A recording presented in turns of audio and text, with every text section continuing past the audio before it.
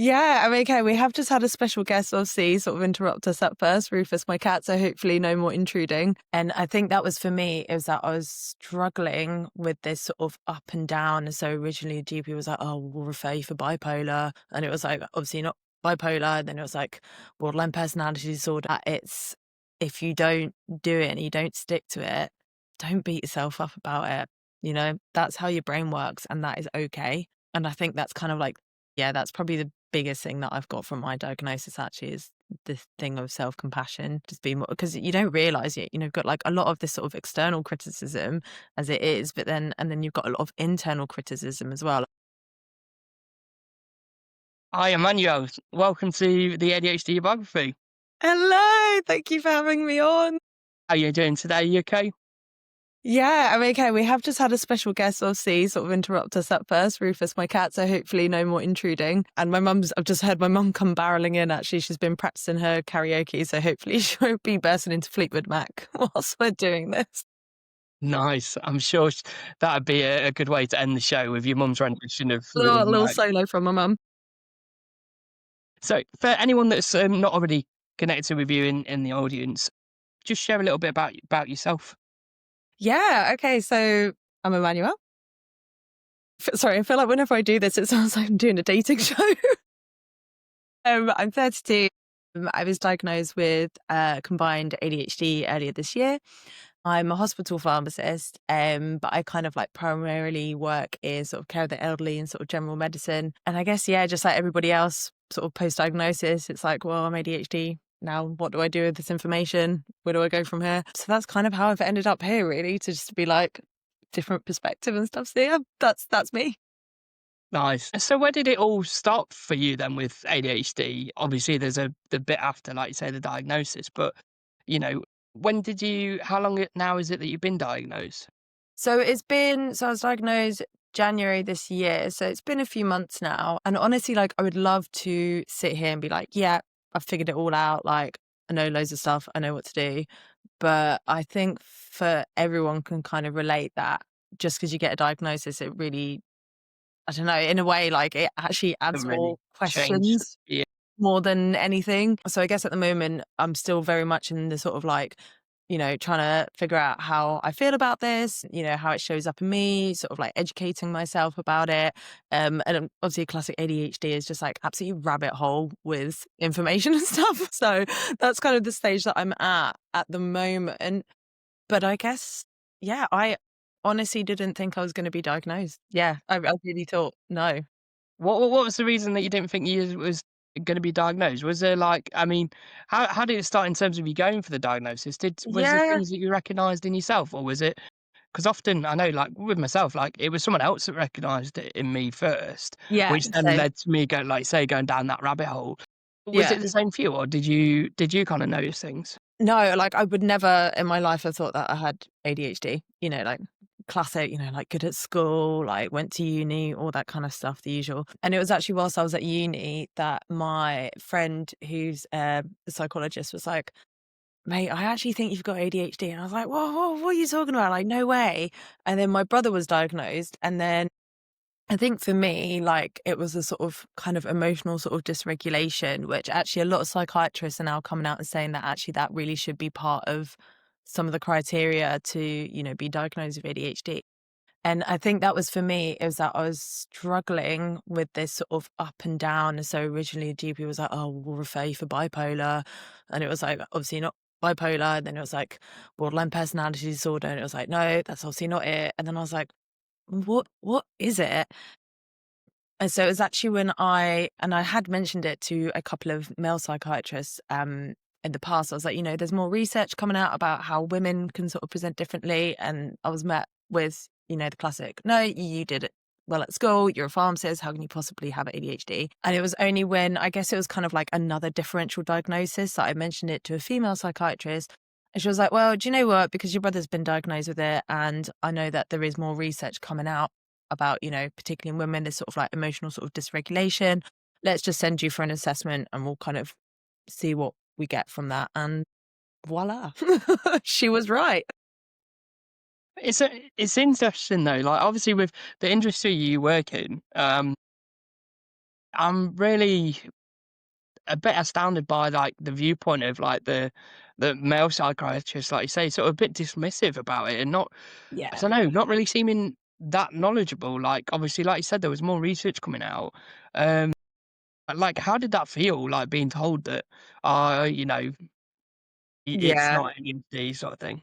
I mean, it just felt, yeah, as you said, so dismissive. And I guess in a way, it's kind of lucky that I've got a sort of clinical background so I can kind of, find the research, kind of articulate myself properly and sort of advocate for myself. But when you don't have that, like, you just kind of accept, like, "Oh, okay, doctor knows best, fine, move on." And absolutely, I'm not saying, like, psychiatrists don't believe them, that's really not what I'm saying at all. But I just felt it was very much just so dismissive, and even me, with all the sort of clinical background and stuff, I was still struggling to advocate for myself. When he said no, I was just like, "Okay, fine." Like, "Okay, I'll ignore it." And that was maybe, like, 5 years ago. That that was kind of like the initial sort of conversation that I had. So it's taken a long time from when my friend initially was like, "Oh, I think you might have ADHD." That was 13 years ago, to then seeing a psychiatrist, feeling very dismissed, and then seeing a third psychiatrist who was like, "Okay, actually, no, yeah," like, and I think that's the thing. I think often people are just like, they just wanna be heard and believed. You can understand why people fall through the cracks, if you're constantly being dismissed. And I just kind of felt like I was almost being branded as, like, sort of hysterical woman kind of thing, and I was like, "Okay," So, yeah, and I think that's why often women in particular get diagnosed later on in life, because, and it is very much more in the sort of public eye now about how women can present differently. But I still think there is a bit of that sort of ingrained thing within the medical field of like, no, ADHD is a childhood thing and it primarily affects boys, and this is how they present, and they're jumping all over the shop. So, hopefully it's changing now. Yeah. So it didn't feel great. No, I can imagine, and obviously, like you said, there is new information coming out all the time in terms of, Mm, like, statistics about people, the amount of people that are undiagnosed. yeah. This I think, what is it, 3 to 4% of adults suggested to have ADHD, whether that's diagnosed or undiagnosed.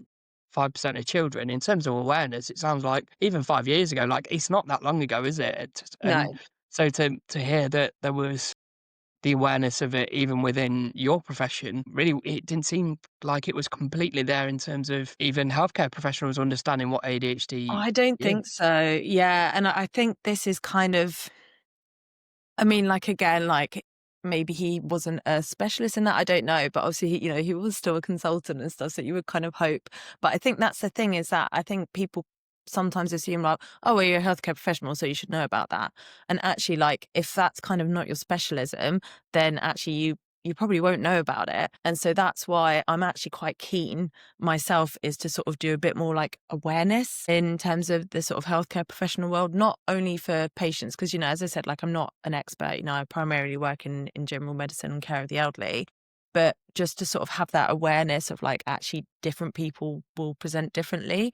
Um, and also for healthcare professionals themselves as well, because I think we're all, as healthcare professionals, we're all so focused on our patients and not our colleagues as well. So that's, I definitely think there needs to be greater awareness. And I think there is a bit more training, particularly obviously GPs, because obviously they're kind of the ones who are sort of like the gatekeepers, for the NHS kind of thing. But I think in secondary care as well, like I recently, sorry, I'm going off on a tangent. I went to this UK Adult ADHD Network training day, actually. It was really great. And I kind of said to the psychiatrist who was running it, who's, by the way, like, I've just bought his book and it's really good. Would recommend. It's called How to Thrive with Adult ADHD. Anyway, oh, what was I saying? About the networking, thing, typical. It just yeah, it's all part of the show. Oh my gosh. Yeah, and I was like, I think there should be more awareness in secondary care as well. So what I mean by secondary care is like the place that I work in is like a hospital for patients that, we refer sort of to community psychiatry. Like, maybe we should also say, could we maybe think about sort of undiagnosed ADHD for patients who are maybe potentially sort of at risk, so obviously there's like, what is it, 2 times higher risk of substance misuse. I can't remember the actual statistics, but greater risk of substance misuse, and obviously like suicide and sort of, depression, anxiety, all the sort of mental health thing. That is like, well, if you're sort of seeing like a repeated pattern, should we maybe start flagging that up to the community mental health teams as well? Because obviously in secondary care, we're not in a position of diagnosing ADHD, but maybe at least if we kind of thought, could you maybe explore that, then maybe people might get sort of seen a bit quicker. I don't know. So, Yeah, no, I say that it does feel like there is a bit of gatekeeping. I mean, I've been through the diagnosis process for myself, like recently, and got a diagnosis, and that took about 2.5 years to get that mm, diagnosis. And it does seem like you said earlier about being able to articulate the exact sort of reasons, mm, which sometimes, like, especially if people aren't, sure they have ADHD, or don't really think they do, they might not know, might not necessarily have the self-awareness to see how it is showing up in yeah, their life. They've not done the thing that we probably did when we got told by somebody else, "Oh, you've got ADHD," and we kind of went down that rabbit hole and looked, okay, well, what actually is it? Many people don't do that. So, with the system it's in at the moment, with it being, like, say, so kind of, it's almost like it's very guarded in terms of yeah. not wanting to necessarily give that diagnosis, but just because you get a referral doesn't mean to have to say that you have to diagnose that person. No.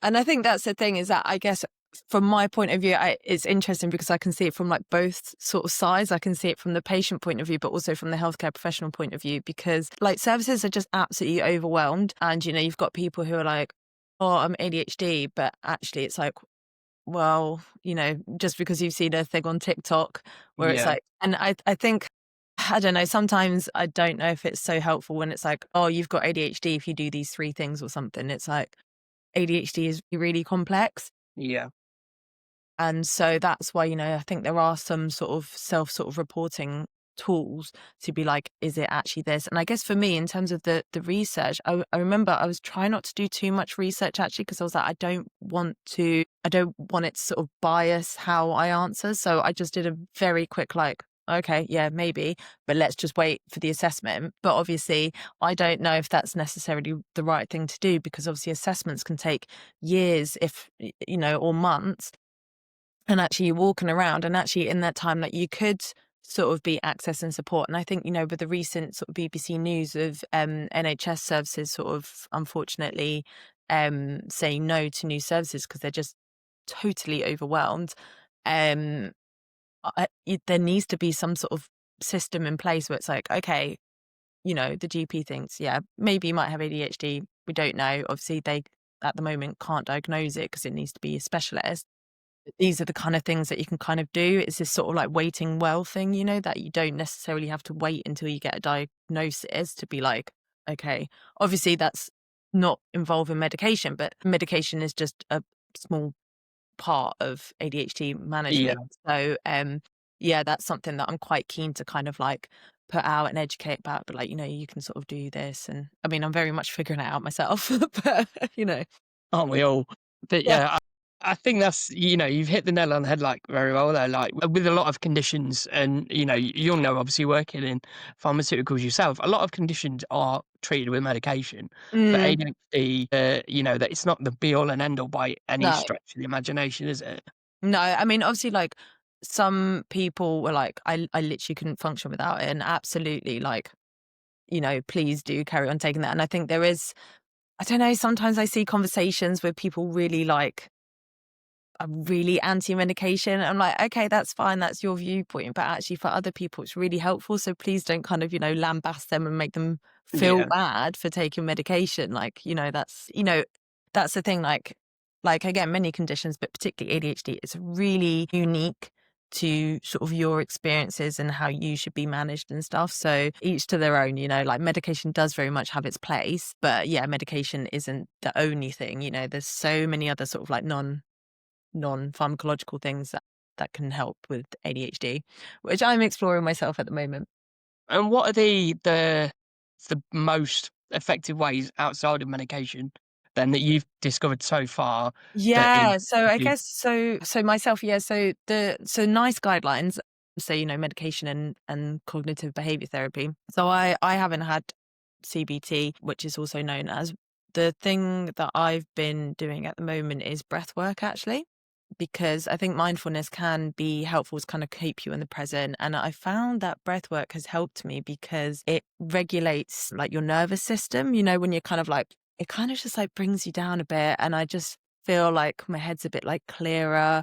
I'm less impulsive. I mean, there's so many other sort of benefits to breath work and stuff as well. But yeah, that's something that I've been trying recently. Again, in this book of How to Thrive with Adult ADHD, Dr. Custo lists like so many other sort of non-pharmacological things. But I think therapy as well, to be honest with you, because if you think about it, like a lot of stuff has happened in your life, and there is often this sort of overlap with trauma and being neurodivergent. So I think, yeah, therapy can really help. So I'm about to start it myself. I think everyone should have therapy, to be honest with you. So yeah, those are kind of techniques, and sort of nutrition is really important as well, like high protein. So but the problem is that there's just so much stuff Mhm.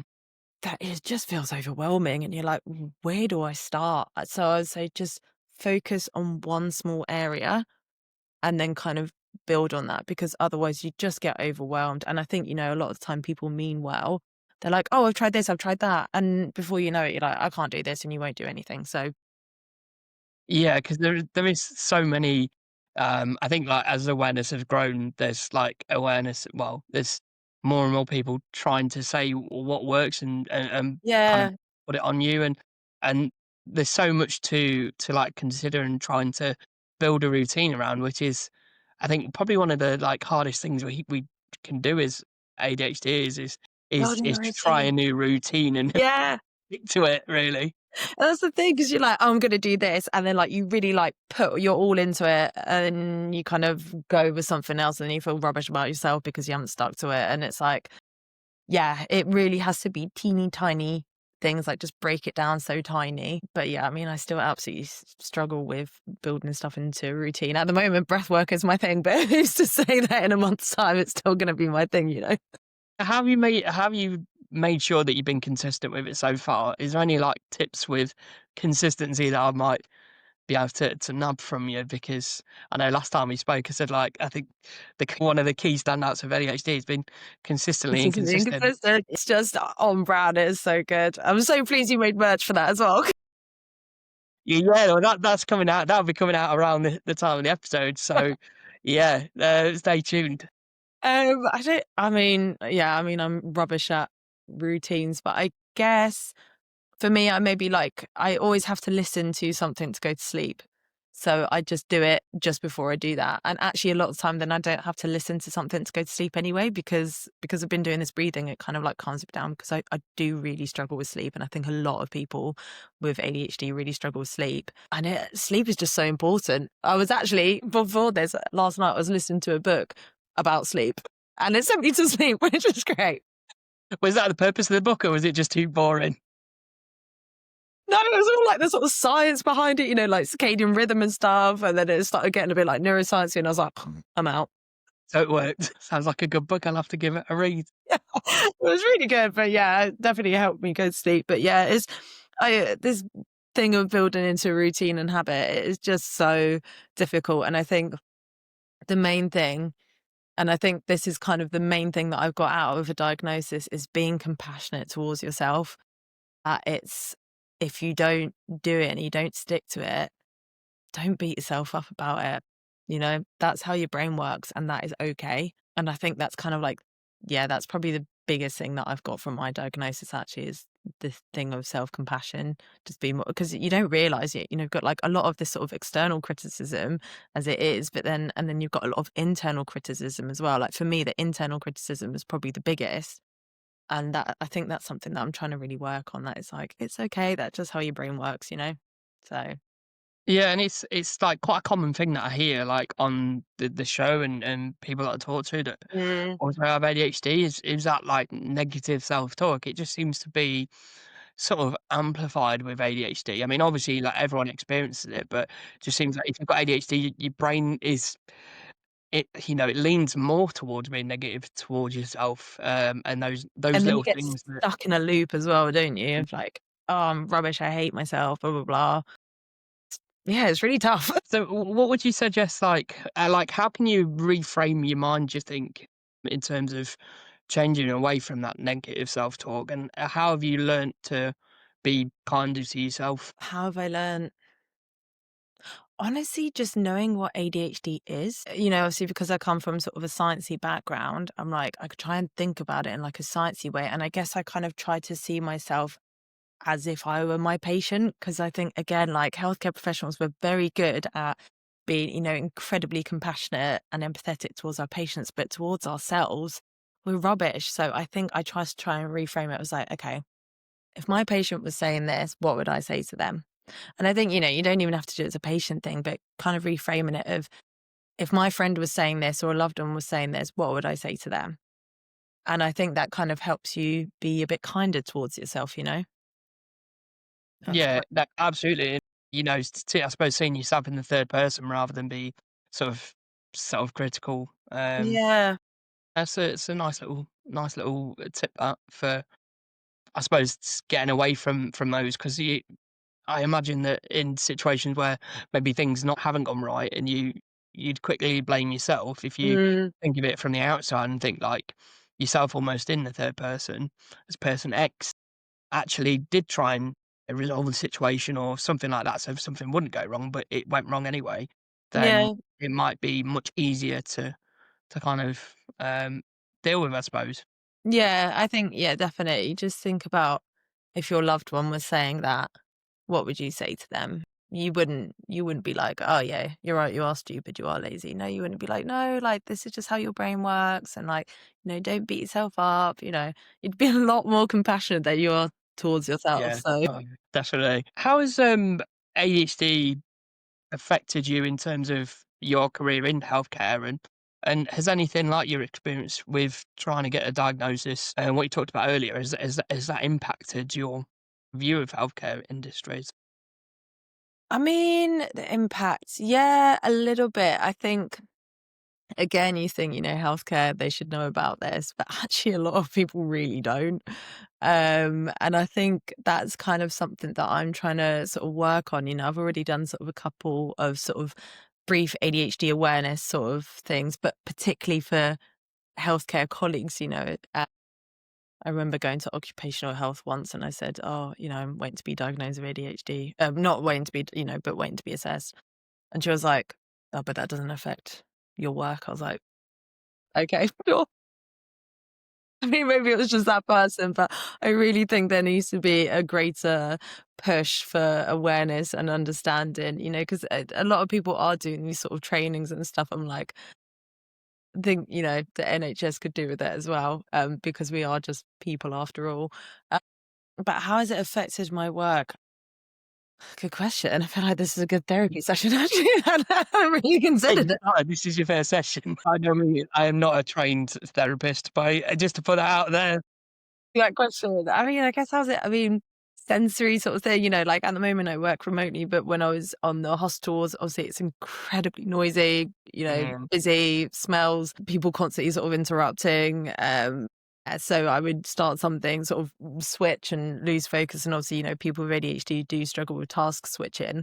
I mean, obviously, somehow I've managed to kind of try and get some sort of coping mechanisms. Like what I would do is I'd try and take myself away in sort of a quiet place because I found that that worked. Yeah, oh gosh, what else? I think for me is also the fatigue as well.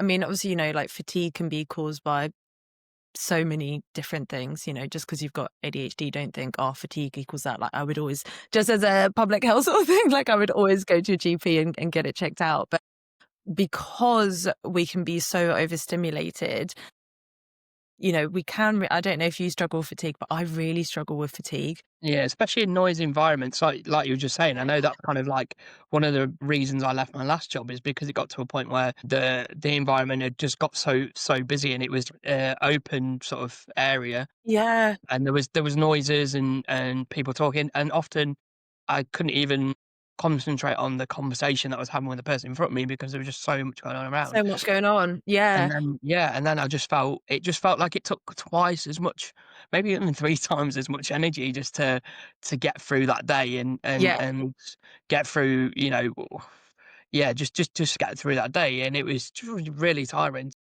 It is, and Yeah, definitely I had think to that's experience that. something that I hadn't appreciated before was how much having, like, this sort of sensory overwhelm, how much it really impacts me, and it's only again since I've realized, learned that that is part of ADHD, that I realized actually how much it impacted me. Like, I would come away from the hospital, I mean, probably like everyone because it is just a really busy, crazy environment, but I would just feel drained. I was like, "I just need to sit in silence," and I would really struggle to sort of then sort of focus on that when it was just really, like, chaotic. It was like, "Oh my god," like, your head's just sort of pinging everywhere. And I guess maybe the other thing as well is I'm incredibly empathetic, which is great. Like, that is, I think, one of my strong points of ADHD, but I think sometimes I've kind of now learnt to have empathy, but with boundaries, because the problem is I get so, like, involved and I really, like, absorb that person's sort of feelings and stuff that I then find out that makes me fatigued as well. So, yeah, so then doing that Monday to Friday, it was quite a lot, and so that's kind of why I've ended up working remotely and be only sort of 3 days a week. To kind of just try to give my nervous system a bit of a break, really. And it's a shame because obviously then it means that, maybe I'm not progressing in my career as much as my peers. Yeah, and I have, I've also had, a couple of burnouts and meltdowns and needed time off of work and stuff. So I think it has really impacted me actually a lot more than I thought it had. Yeah, yeah. No, it's sad to hear that it's, like, impacted you sort of, I guess, negatively in that way that you've had to make the choice to be remote and Mm. be 3 days a week. Are you potentially, like, thinking of a career change at all or something that Yeah, you I think would be a bit better? I mean,